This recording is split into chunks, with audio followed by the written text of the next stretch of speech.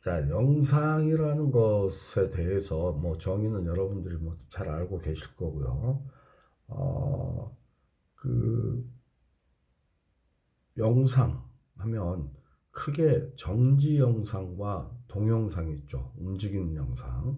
그래서 정지 영상이라고 하면 우리가 보통 어떤 것들을 얘기하죠? 사진이라든지 뭐 그림을 굳이 영상이라고 하기는 좀 그렇습니다만 어쨌든 움직이지 않은 정지해 있는 영상을 정지 영상, 그리고 움직이는 영상을 동영상이라고 하죠.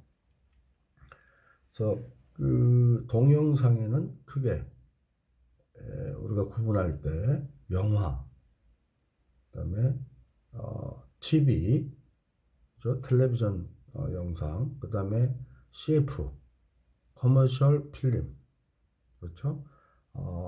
CF, TV, CF 이렇게 보통 나눠서 얘기할 수 있고요. 뭐 요즘에는 뉴미디어로서 유튜브라든지 여러 가지 그 SNS 상에서 또 활용되고 있는 영상들도 많이 있죠. 그래서 요즘에는 1인 미디어 시대가 또 활발히 형성이 되고 있습니다. 음, 자, 우리가 찰칵하고 카메라 셔터를 눌러서 한 장의 사진을 찍었을 때 이것을 한 개의 프레임이라고 말하죠. 즉, 프레임은 필름이나 영화의 필름이나 TV에서의 테이프 속의 사진 한 장을 얘기합니다. 그런데 1초에 18프레임을 연속적으로 보여주면 움직이는 그림이 되는데 영화에서는 1초에 24프레임을 영상하고 텔레비전에서는 1초에 30프레임을 내보내서 영상을 발생시키고 있습니다. 자, 뭐 각주를 한번 볼까요? 실상의 움직임을 같은 속도로 재현하기 위해서는 영화는 1초에 24프레임으로, TV는 1초에 30프레임으로 촬영하고 있고, 그보다 많은 프레임으로 촬영하여 영상을 하면 슬로우 모션이 되고, 그 다음에 적은 프레임으로 촬영하면 패스트 모션이 되죠. 그래서 잘리 채플린 등이 나온 그 루미에르 시대의 영화 를 보면 초기 영화들은 다 이렇게 패스트 모션으로 필름이 굉장히 귀한 시절에 보통 1초에 24프레임을 촬영을 해야 되는데 18프레임이나 20프레임을 찍어서 촬영을 해서 그 구분 동작이 약간씩 튀는 패스트 모션으로 이렇게 보여주는 그러한 양상이 있었죠. 반면에 1초에 프레임 수를 늘려서 더 상세히 촬영을 하게 된다면 슬로우 모션이 되는 겁니다. 자, 그것도 제가 선생님이 실습 시간에 기법으로서의 테크니컬한 부분에 대해서 선생님이 설명을 하도록 하겠습니다. 그 단위로서, 영상의 단위로서 아까 프레임을 하나의 그 사진 한 장을 얘기를 한다고 했죠. 자, 우리가 단위는 여러 가지가 있어요. 샷도 있고, 씬도 있고, 시퀀스가 있고, 컷도 있어요. 컷. 샷과 컷은 선생님이 설명한 바가 있죠. 샷이라는 것은 우리가 뭐 학술적인 용어나 아니면 그 사이즈를 구분 지을 때 하는 그런 그 단위를 얘기합니다. 그래서 그 샷이라는 것은 사실은 이 지금 여기에 나온 것을 컷을 대변해서 하는 건데요. 샷이라는 것은 그 어떤 사이즈를 구분할 때 얘기하는 것들이고 엄격히 얘기해서는 숏이나 컷들은 또는 테이크 이런 그 테이크나 컷은 우리가 촬영을 했을 때 플레이를 하잖아요. 스위치를 눌러서 플레이를 해서 멈출 때까지를 얘기합니다. 그리고 편집에서는 그 움직이는 영상을 이어붙여서 그 연결을 해서 보여주다가 잘라내는 지점을 컷이라고 해요. 그렇죠? 그래서 쇼트는 영화 비평이나 분석에서는 미학적 관점이라든지 사이즈 등을 나타내는 기호학적인 부분이라고 한다면 take는 영화 현장에서 기계적인 의미로 사용되고 있고 컷은 우리가 TV나 영화에서 촬영 현장에서 스타트에서부터 끝날 때까지 한 장면을 연속된 장면을 플레이해서 카메라에 스타트 버튼을 눌러서 플레이 시킨 다음에 테이프나 필름을 플레이 시킨 다음에 멈출 때까지 이걸 컷이라고 합니다. 주로 촬영 현장에서 슈팅인 아웃까지의 영상 단위의 길이로 쓰고 있습니다. 편집실에서도 컷을 많이 쓰고 있죠. 컷이란 말을. 자, 그것들이 모여서 씬이 되는 거고요. 씬이 모여서 시퀀스가 됩니다. 그래서 연극이나 뮤지컬에서 커튼을 내리는 장면 전환 부분은 시퀀스라고, 영화나 드라마에서는 시퀀스라고 우리가 일컫고 있고, 그 다음에 커튼은 내리지 않지만 암전을 시켜서 장면 전환, 뭐 소도구를 바꾼다든지 이런 경우를 영화나 TV에서는 씬이라고 한다고 그랬죠. 그래서 뮤지컬이나 연극에서는 시퀀스를 막이라고 하고 씬은 장이라고 한다, 이렇게 얘기를 했습니다. 그래서 장면 전환을 할 때 기법은 씬은 주로 디졸브라든지 페이드 인, 페이드 아웃, 그다음에 아리스 인, 오버 또는 온, 오버, 그다음에 여러 가지 와이프라든지 이런 기법들을 쓴다고 했죠. 근데 시퀀스는 페이드 인, 아웃, 페이드 아웃, 페이드 인 이런 기법들을 쓴다고 했습니다. 그래서 C는 주로 짧은 시간의 변화, 장소의 변화 등을 얘기를 하는 거고, 그래서 소품이나 또는 대도구 이런 것들이 바뀌는 것들을 얘기하는 거고요. 시퀀스는 장소뿐만 아니고 오랜 시간의 흐름 이런 것들을 얘기를 하고 있습니다. 기억나시죠? 제가 여러 번 얘기를 강조해서 말씀드린 바가 있어요. 자, 영상의 종류, 제가 아까 말씀드린 대로 정지 영상과 동영상, 우리가 커뮤니케이션에 있어서 매개체로서의 영상 커뮤니케이션 하게 되면 미디어로서의 영상 커뮤니케이션, 크게 정지 영상과 동영상이 있다, 이렇게 설명드릴 수가 있습니다. 영화 영상과 TV 영상, 동영상에서는 크게 영화, TV 그리고 CF 부분이 있는데 영화 영상, TV 영상 이렇게 나눌 수가 있죠. 자, 영상 구성에 있어서는요,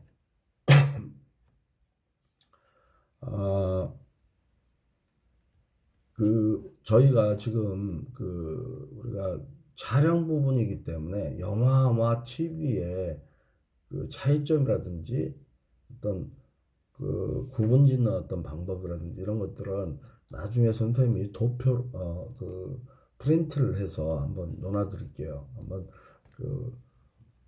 제가 언젠가 한번 설명드린 바가 있는 것 같은데 그 부분이 궁금하시면 제가 따로 설명을 드리도록 하고요.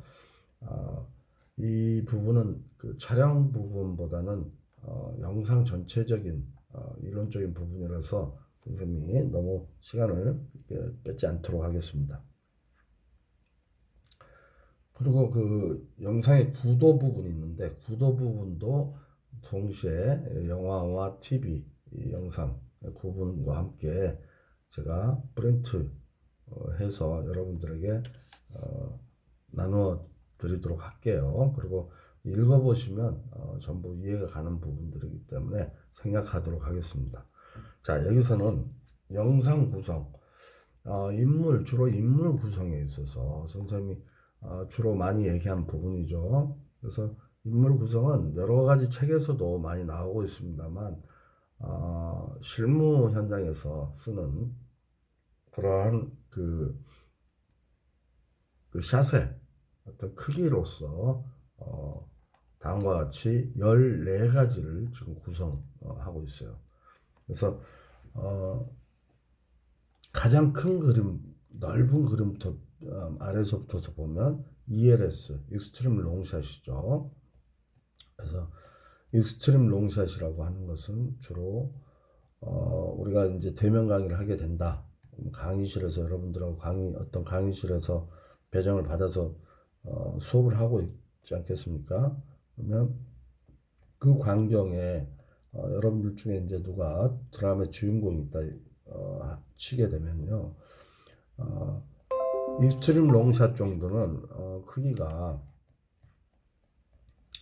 그 죽전 시 전체를 이렇게 분당에서부터 죽전 전체를 헬기샷으로 전체의 그 위치를 알려주는 장소의 위치를 알려주는 정도 있으면 롱샷이라고 보시면 되겠습니다. 그리고 점점 좁혀나가는 거죠. 롱샷이란 거는 이제 여러분들의 학교, 당국대학교 전경을 보여준다 정도. 그다음에 이제 롱샷에서 풀샷으로 하면 여러분들이 있는 강의실, 당국대학교 내에서도 그 건물로 점점 좁혀 들어가면서 그 이제 뭐 화면으로 얘기하자면은 확대되는 거죠. 점점 확대되면서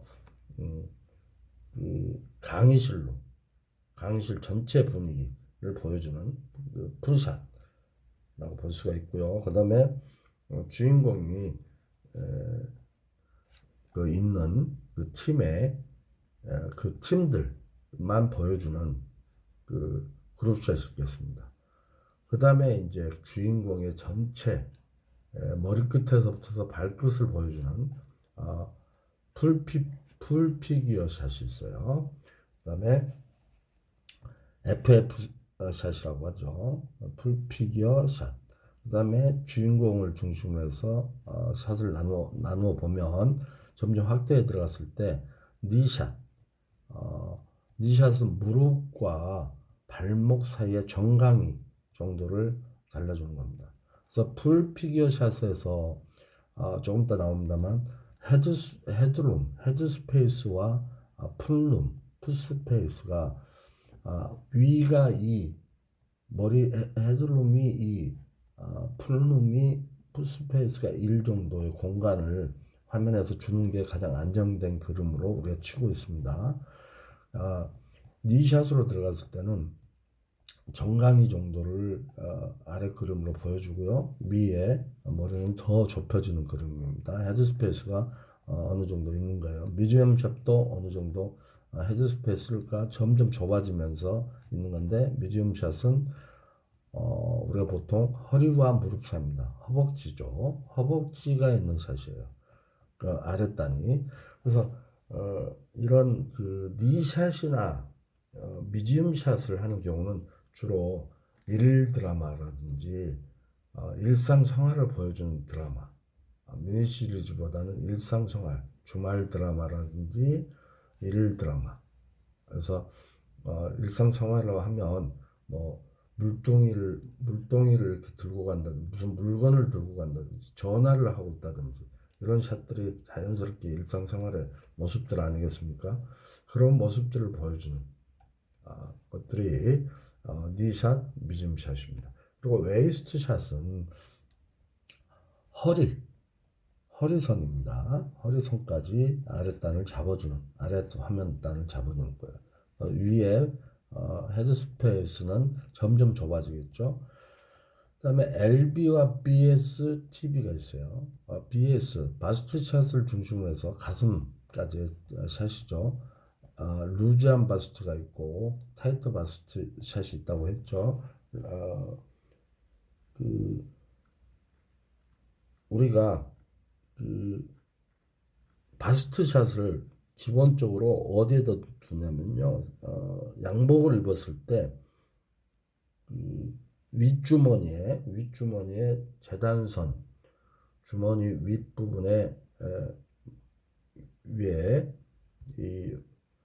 뭘 꽂기 위해서 주머니가 있잖아요. 그 주머니에 재단선에 보면 두 번째 재단선이 있어요.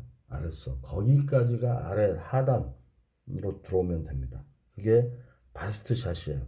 보통 드라마에서는 사극이 됐던 현대극이 됐던 그다음에 일일극이 됐던 미니 시리즈가 됐던 이러한 일반론적인 인물 구성 샷 크기와는 다르게 또 각각의 그 약속을 따로 합니다. 촬영 감독들과 PD가 약속을 해서 우리는 어떤 이 샷의 크기를 어느 정도로 하기로 한다 하고 약속을 하고 가요. 그래서 일관성 있게 통일성 있게 처음부터 끝까지 이렇게 그 샷의 크기를 갖고 갑니다. 그래서 이게 무슨 정답이 아니고 드라마의 특성상 아주 그 밀도 있는 그러니까 긴박한 뭔가 그 좀 타이트 샷이 많이 필요한 그러한 사극이라든지 또는 어떤 미니 시리즈라든지 이런 감동과 또 긴장의 연속의 드라마 특성을 보이는 데서 약간 사이즈가 이거보다 더 타이트해요. 지금까지 제가 말씀드린 것보다. 그러나 일반론적으로 일상 드라마를 보여주는 일 드라마나 주말 드라마를 중심으로 사이즈들이 형성되고 있다라는 것을 제가 미리 얘기를 드립니다. 그래서 그걸 기준으로 해서 봤을 때 버스트 샷이 양복을 입었을 때 가슴에 주머니에 밑주머니에 재봉선 아래 재봉선까지 아랫단이 오는 거. 그다음에 머리에 헤드룸은 거의 화면에서 약간의 공간을 줄 정도가 바스트 샷입니다. 그러면 LB 루즈한 바스트 샷은 어디까지냐면 주머니 윗주머니에 양복에 주머니 아래 그 주머니 동그란 주머니에 주머니 아래쪽 제일 끝까지에 둥글게 되어 있는 선 있잖아요. 거기까지를 루즈한 바스트예요. 아랫선이. 그리고 더 헤드 스페이스는 약간 더 여유가 있겠죠. 타이트 바스트는 우리가 양복을 입었을 때 그 카라에 이 배지 같은 거를 배지 같은 거를 이렇게 찰 때가 있잖아요. 거기까지 거기에 그 조그만 구멍이 있지 않습니까? 배지를 찰 수 있는 거기까지의 아랫단 화면의 아랫단이 거기까지를 잘라주는 거를 타이트 바스트라고 해요. 일반론적으로 제가 말씀드립니다. 그리고 헤드 스페이스는 화면에서 거의 붙습니다. 머리의 끝선은 화면에서 거의 붙는 선이에요.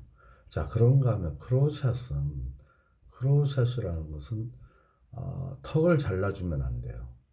턱을 잘라주지 않고 우리가 양복을 입었을 때 넥타이 동그란 봉 있지 않습니까? 거기까지 끊어주든지 그거를 약간 더 잘라서 턱은 살려줄 정도. 이게 크로스샷이에요. 그리고 화면에서 그 이마를 잘라주지 않을 정도의 그 위 헤드 스페이스가 완전히 이제 그 머리는 어느 정도 머리카락은 잘라주고 이마를 자르지 않을 정도. 그러니까 눈썹 위 정도, 이마를 보여줄 정도가 크로샷이에요. 그리고 크로즈업이라는 것은 그 턱을 잘라주고 턱도 자르고 이마도 자르면서 눈썹과 턱을 잘라준 그 정도의 사이즈. 눈썹, 눈, 코, 입이 다 보이는 그 정도의 사이즈를 클로즈업이라고 합니다. 빅클로즈업은 한 부분을 아주 코나 입이나 인물로 봤을 때 그 부분을 아주 크게 보여주는 확대해서 보여주는 이게 빅클로즈업입니다. 그래서 지금 말씀드리고 있는 이 사이즈의 개념은 인물 구성에 있어서 사이즈 개념은 일반론적인 우리가 보통 일상생활을 하는 것을 많이 보여주는 아침 드라마나 그다음에 그 일일 드라마 매일 월화수목금 하는 일일 드라마 그다음 주말에 하는 주말극 이러한 일상생활의 내용들을 담고 있는 스토리텔링 위주의 그 대사 위주의 어떤 그런 일상 소소한 부분을 이렇게 담고 있는 그러한 드라마들을 기준으로 했을 때입니다. 그리고 이제 이거를 각 사극이라든지 또는 시대극이라든지 정치극이라든지 또는 미니 시리즈라든지 여러 가지 형태의 드라마에서는 사이즈를 조금 더 타이트하게 갖고 갈 수가 있다는 얘기죠. 이왕 얘기가 나왔으니까 사극에서 왕관을 쓰고 있는 사람 또는 왕비가 위에 머리 위에 이렇게 장신구를 아주 크죠.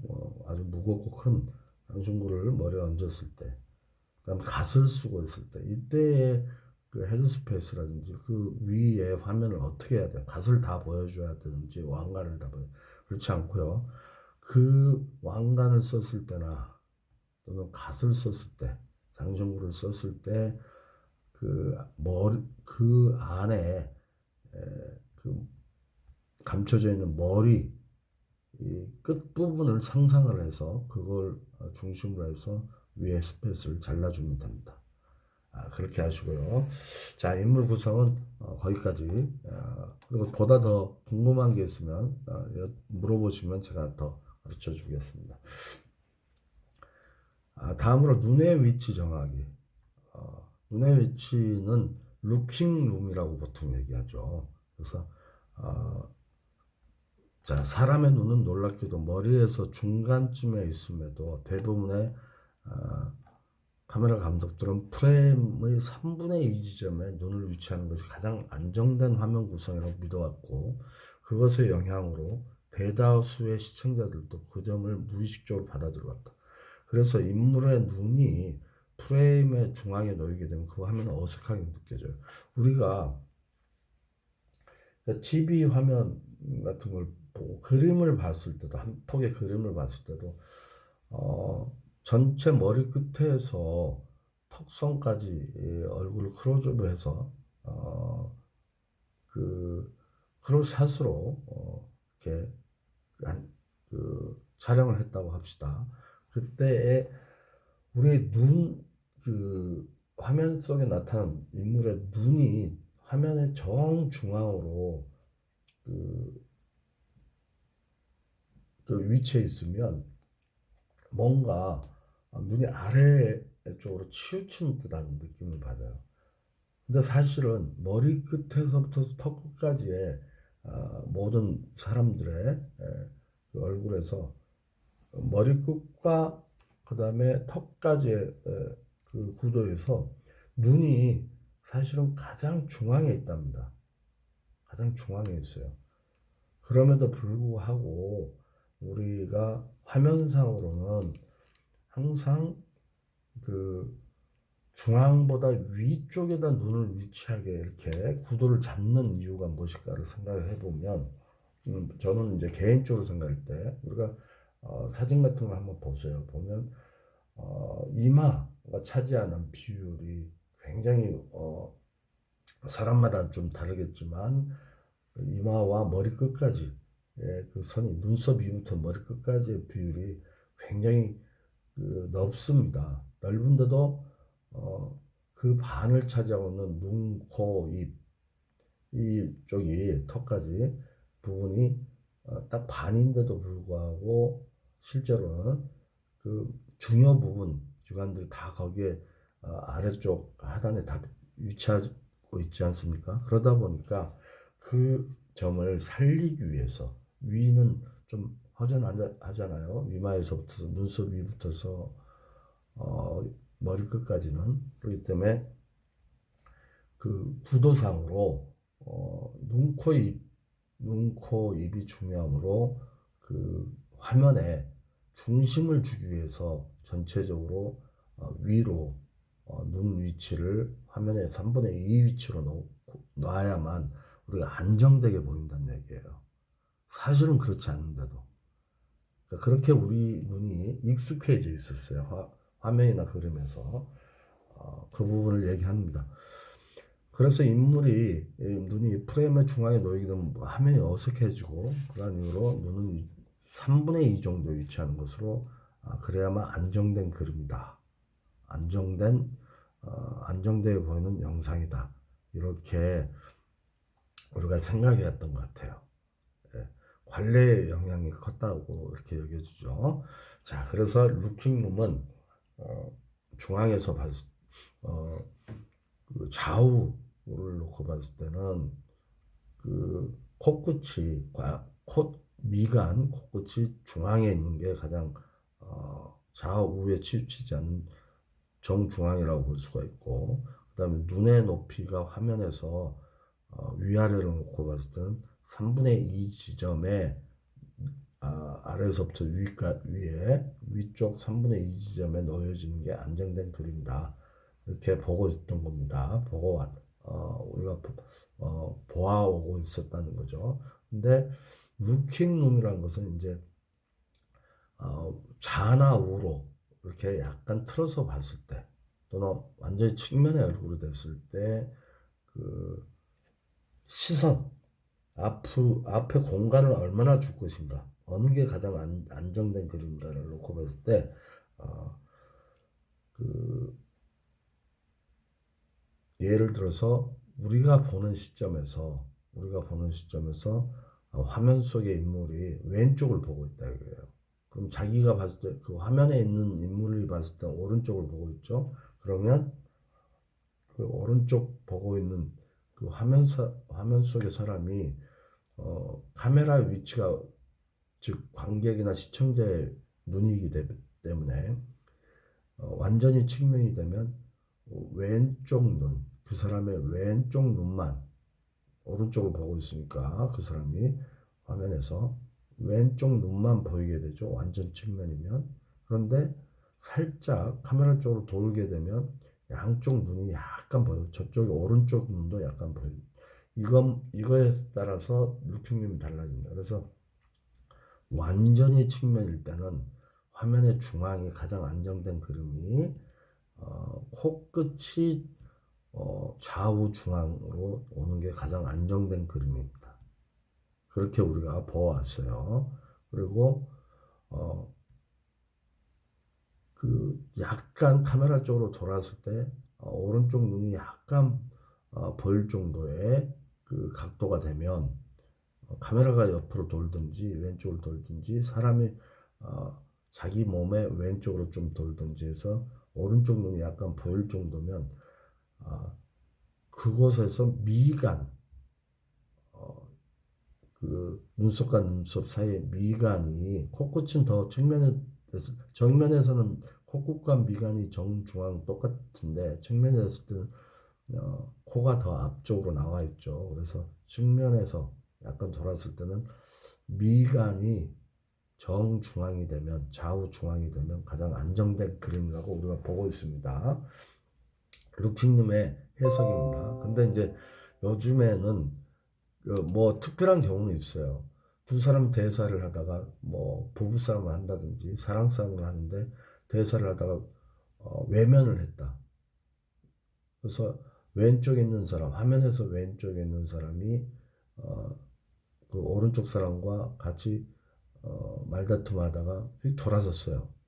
여자가 그 삐침을 가지고 돌아서서 팔짱을 끼고 서 있다. 측면이다. 그랬을 때는 머리 뒤에 사람을 의식해서 헤드스페이스를 오른쪽으로 더 많이 주게 됩니다. 같은 바스트라도.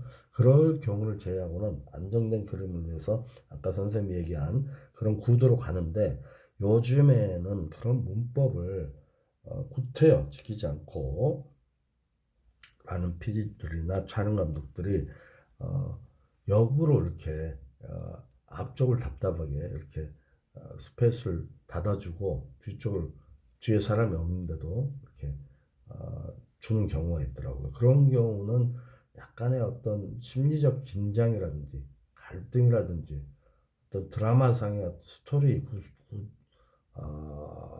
구조상 어떤 긴박감이라든지 뭔가 메타포를 준다든지 이런 것들을 일부러 양산을 시키고 있는 것 같아요. 어쨌든 그런 부분은 나중에 응용한 부분이기 때문에 여러분들이 이제 배우는 입장에서는 선생님이 얘기한 안정된 구도를 이렇게 구사하는 게 처음에는 좋습니다. 다음으로 헤드룸입니다. 헤드룸은 머리 위에 공간을 주는 거죠. 아까 제가 말씀드린 인물의 머리 상단부와 프레임의 상단 사이의 공간입니다.